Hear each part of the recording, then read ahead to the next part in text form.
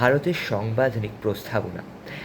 আমরা ভারতীয় জনগণ ভারতের একটি সার্বভৌম সামাজিকতান্ত্রিক মতামতভিত্তিক ধর্মনিরপেক্ষ গণতান্ত্রিক প্রজাতন্ত্র রূপে গড়ে তুলতে এবং তার সকল নাগরিকের জন্য সামাজিক, অর্থনৈতিক ও রাজনৈতিক ন্যায়বিচার, চিন্তার সমপ্রকাশের, বিশ্বাসের, ধর্মের উপাসনার স্বাধীনতা, মর্যাদা ও সুযোগের সমতা অর্জন করে দিতে এবং তাদের সকলের মধ্যে ব্যক্তির মর্যাদা, জাতীয় ঐক্য ও সংহতি নিশ্চিত করার জন্য ভ্রাতৃত্ববোধ জাগরিত করে দৃঢ় সংকল্প হয়ে আমাদের সংবিধান সভার আজ 1941 সালের 25শে নভেম্বর এই সংবিধান গ্রহণ বিধিবদ্ধ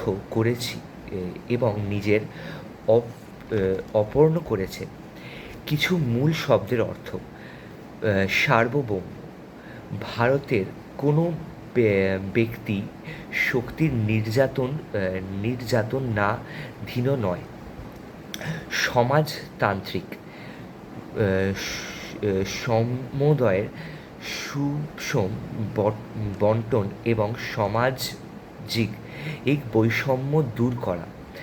ধর্মনিরপেক্ষ, রাষ্ট্রের কোনো নির্দিষ্ট ধর্ম নেই, সকল ধর্ম সমান মর্যাদা পাবে। দেশের শাসন ব্যবস্থা জনগণের দ্বারা নির্বাচিত প্রতিনিধির মাধ্যমেই পরিচালিত হবে।